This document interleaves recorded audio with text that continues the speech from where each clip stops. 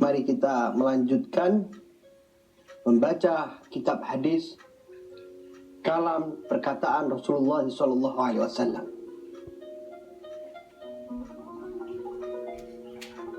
Bismillahirrahmanirrahim. Al-babul awal. Bab yang pertama. Fasal yang pertama, al-ilmu wa thamaratuhu. Ilmu dan juga hasil daripada ilmu, buah daripada ilmu tersebut. Al-Ustadz Qaimuddin memulai hadis yang pertama dengan hadis yang membahas masalah ilmu agama. Al-hadithul awal. Ana Abdullah bin Umar radhiyallahu anhuma. Ini Abdullah bin Umar adalah anak daripada Sayyidina Umar bin Khattab. Yani anaknya sahabat, ayahnya juga sahabat. Oleh karena itu dikatakan di sini radhiyallahu anhuma. Ridhoi keduanya. Mana Sayyidina Abdullah bin Umar adalah salah satu sahabat yang faqih, yang pintar ya. Ini Nabi SAW, dari Nabi Muhammad SAW. Beliau Rasulullah bersabda, al-ilmu thalathatun. Ilmu itu terbagi menjadi 3. Ilmu agama maksudnya di sini terbagi menjadi 3. Wa ma siwa dzalika fahuwa fadlun. Yang lebih daripada itu fahuwa fadlun, yakni suatu keutamaan saja. Kita mau ngambil, kita nggak ngambil, bebas. Yang pertama adalah ayatul muhkamah. Ini ayatul muhkamah maksudnya adalah Al-Quran. Pertama adalah Al-Quran. Ini muhkamah ay as-sorihah. Ini ghairu mansukha. Yang pertama, ayat yang bukan mansukh, ayat yang masih sorih. Al-Quran ya, yang kita pakai sekarang, yang kita baca sekarang ini. Au sunnatun qa'imatun. Atau sunnah atau hadis yang didirikan, yang masih dijalankan ya. Salah satu sumbernya ilmu. Yang ketiga adalah au fariidhatun adilatun, atau fardu, kewajiban-kewajiban yang sesuai dengan Al-Quran dan hadis. Rawahu Abu Dawud wa Ibnu Majah. Rasulullah SAW beliau bersabda bahwasannya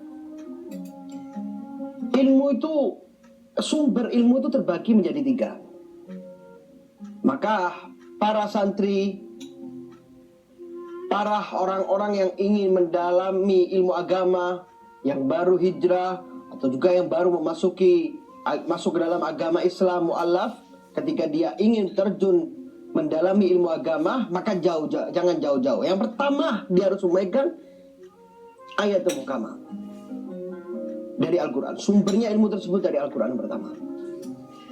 Yang kedua adalah hadis. Ambil dari hadis tersebut. Ya. Dan yang ketiga adalah kewajiban-kewajiban atau perintah-perintah yang berasal dari ayat dan hadis tersebut. Ini yang harus dipegang teguh. Nggak boleh, saya mau mendalami ilmu agama, tapi nggak mau Al-Quran, anak nggak mau hadis, anak nggak mau kalamnya ulama, anak nggak mau. Anak mau cari bukan ilmu agama. Kalau mau menjalani ilmu agama yang dimaksud di dalam Al-Quran, di dalam Al-Quran, yarfa'illahu alladhina amanu minkum walladzina utul ilma darajat, yang mana Allah Subhanahu wa taala mengangkat orang yang beriman dan mengangkat orang yang menuntut ilmu darajat, sangat tinggi derajatnya. Jadi maksudnya yarfa'illahu alladhina amanu utul ilma, ilmu agama di sini. Bukan ilmu-ilmu yang lainnya. Ini makanya kalau ketika dia mau menjalani ilmu agama, 3-tiganya dipegang teguh. Makanya oleh Al-Habib Abdullah bin Alwi Al-Haddad, beliau mengatakan, ilzam kitab Allah wadba' sunnatan waqtad hadakallah bil aslafi. Ya. Beliau mengatakan ilzam kitab Allah, lazimi Al-Quran itu. Ya, lazimi Al-Quran. Pegang, pelajari Al-Quran. Sampai suatu hari setelah sepeninggal Rasulullah SAW, datanglah para sahabat menuju kerumunan. Ini kok lagi santai-santai di sini? Itu warisannya Rasulullah lagi dibagi di masjid.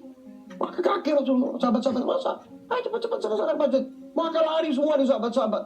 Lari semua sahabat-sahabat yang menuju masjid. Sampai masjid, dia nggak ada dibagi uang, nggak ada dibagi makanan, nggak ada dibagi pakaian. Lantas kembali mana ya? Katanya dia ada warisannya Rasulullah dibagi di masjid. Karena di masjid nggak ada warisannya Rasulullah. Lantas apa yang kau dapati di masjid? Beliau katakan, aku nggak ada dapetin kecuali orang lagi duduk membaca Al-Quran. Orang lagi duduk mendalami ilmu masalah Al-Quran, memahami akan makna-makna di dalam Al-Quran. Itu saja. Katanya sahabat tadi, itulah hakikat warisannya Rasulullah SAW. Itu yang harus kita cari. Iya, makanya mana Rasul dikatakan Ainal Anbiya la yuwarithu dirhaman wala dinar, ya.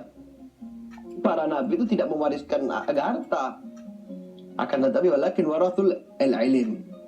Mereka para nabi itu meninggalkan ilmu agama. Itu warisan, dan itu adalah paling mulianya warisan. Ya, paling mulianya warisan.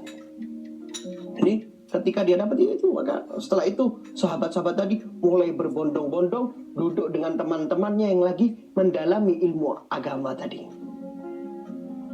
Ilzam kitab Allah, katanya Allah. Pegang terus, pelajari ilmu agama, ilmu Al-Quran, belajar ilmu Al-Quran. Ya, tafsir Al-Quran. Wadba' sunnatan, ikutilah hadis. Sunnah-sunnahnya Rasulullah itu diikutin, bukan dibaca. Bukan hanya masuk telinga kanan, keluar telinga kiri. Nah, itu bahaya. Dikatakan oleh Rasulullah, man ahya sunnati kana ma'i fil jannah. Kata Rasulullah sendiri yang bersabda, siapa yang bisa menghidupkan satu sunnahku, maka kelak di surga dia akan hidup bersama aku, tinggal akan bersama aku. Kita bisa masuk surga itu sudah untung, sudah nikmat kita bisa masuk surga itu. Kenikmatan yang sangat besar, kita bisa masuk dalam surga. Apalagi kita bisa masuk surga, di surga pun kita bisa kumpul sama Rasulullah. Yang mana surga ada 7 derajat sana. Paling tinggi adalah surga Firdaus. Ini kalau mama kita masuk surga, alhamdulillah. Tapi kita di surga bawah, itu pasti ada penyesalan nanti. Ya Allah, sayang banget. Coba di dunia dulu, anak belajarnya agak semangat dikit. Coba di dunia dulu, anak gak suka maksiat. Coba di dunia dulu, anak suka tahajud. Mungkin sekarang anak sudah dikumpulkan sama Rasulullah di surga Firdaus. Gara-gara di dunia dulu anak males, tahajudnya males, sholatnya gitu, baca Al-Quran males, ibadah males, gak pernah nolong orang, gak pernah bantu orang. Akhirnya sekarang anak di surga bawah. Itu masih ada penyesalan. Nah, ini Rasulullah memberi kunci. Kepengen gak nyesel ya di surga kumpul sama Rasulullah. Bagaimana kumpul sama Rasulullah? Rasulullah bilang, man ahya sunnati kana ma'i fil jannah. Barang siapa yang menghidupkan satu sunnahku, kelak nanti di surga akan berkumpul dengan aku. Karena nikmat. Kalau sudah kita di surga kumpul sama Rasulullah itu sudah tidak ada kebahagiaan lagi. Dikatakan bahwasanya kebahagiaan yang paling paling tinggi adalah di surga, ya, kenikmatan yang paling tinggi di surga adalah melihat zatnya Allah Subhanahu wa taala. Ya. Dan yang kedua, kenikmatan yang paling tinggi di surga adalah melihat langsung zat Rasulullah sallallahu alaihi wasallam. Ini bukan hanya melihat, ketika kita sudah mengamalkan sunnah-sunnahnya Rasulullah, kita kumpul tiap hari bersama Rasulullah. Bagaimana nikmatnya itu? Kita hanya mengikuti hawa nafsu kita di dunia. Kepengen main, kepengen senang-senang, kepengen maksiat, kepengen. Yang mana di dunia adalah kebahagiaan yang tidak kekal, kebahagiaan yang tidak abadi, kebahagiaan yang pasti akan sirna. bagaimana kita mengorbankan kebahagiaan yang kekal dengan kebahagiaan yang sirna. Kebahagiaan yang sirna kita nomor satu kan, kebahagiaan yang kekal kita tinggalkan, kita nomor dua kan. Lah, kebalik, kebahagiaan yang kekal tetap di nomor satu. Ini apa kebahagiaan yang kekal? Kebahagiaan kekal adalah kebahagiaan di surga. Kumpul di surga bersama Rasulullah. Bagaimana caranya kita hidup di dunia ini bisa mendapatkan kebahagiaan bersama Rasulullah tadi? Ini kuncinya tadi kita pegang. Sunnahnya Rasulullah kita pegang. Apa sunnahnya Rasulullah sekarang? Dan sekarang sudah banyak, sudah hampir punah. Banyak sekali orang-orang, bahkan orang-orang Islam minum dengan berdiri. Orang-orang Islam, minum dengan tangan kiri. Orang-orang Islam, kadang dia makannya juga dengan tangan kiri. Bahkan kadang-kadang yang belajar agama, dia yang tahu sunnah tapi tidak mengamalkan sunnah tersebut. Ini kan sunnah-sunnahnya Rasulullah. Kita minum dengan duduk, kita makan dengan tangan kanan, minum dengan tangan kanan, masuk masjid kaki kanan, keluar masjid kaki kiri, masuk kamar mandi kaki kiri, keluar kamar mandi kaki kanan. Itu pahala semua. Dalam satu hari kita sudah bisa mendapatkan ribuan pahala di situ. Dalam satu hari kita mulai bangun sampai kita tidur lagi, berapa kali kita minum air. Di dalam satu hari kita makan berapa kali? Dari makan sampai nyemil itu berapa kali? Kalau kita pakai tangan kanan, kita niatkan ini mengikuti sunnah Rasulullah, kita dapat pahala. Kita mandi. Kita kalau mandi tanpa niat nggak dapat pahala. Kita kalau mandi dengan niat, sunnahnya Rasulullah ini salah satu yang dianjurkan mandi adalah mandi tobat. Setiap kali kita mandi dianjurkan mandi tobat. Kita masuk kamar mandi dalam satu hari berapa kali? Kalau setiap kita masuk kamar mandi dengan kaki kiri, kita niatkan mengikuti Rasulullah, kita sudah dapat pahala. Keluar kamar mandi kaki kanan, kita dapat pahala lagi. Berapa kali kita masuk kamar mandi? Tapi kalau kita orang nggak peduli dengan sunnah tersebut, nah ini bahaya. Dikatakan oleh Abu Yazid Muhammad bin Abdul Maliki, orang yang tidak peduli dengan meninggalkan sunnah, dia pasti akan juga tidak peduli dengan mengerjakan kemaksiatan. Nggak peduli dia ngerjain maksiat. Gara-gara apa? Gara-gara dia tidak peduli meninggalkan sunnahnya Rasulullah SAW. Ini maka harus sunnah-sunnahnya Rasulullah benar-benar kita pegang teguh. Jangan jauh-jauh dari itu.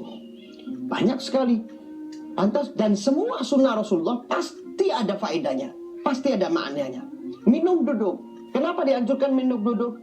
Bahwasannya setelah diketahui di dalam tubuh kita itu ada anggota tubuh, insya Allah namanya skinjer. Tersebut gunanya untuk menyaring minuman yang masuk ke dalam tubuh. Dan subhanallah, anggota tersebut berfungsi terbuka saringannya kalau kita duduk. Berarti kalau kita duduk saringannya itu terbuka. Minuman yang masuk ke dalam tubuh disaring sama dia.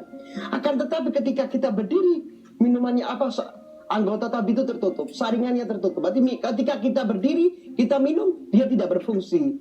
Minuman yang masuk tidak bisa tersaring. Racunnya, yang bahaya, yang baik, semuanya masuk. Akan tetapi ketika kita duduk,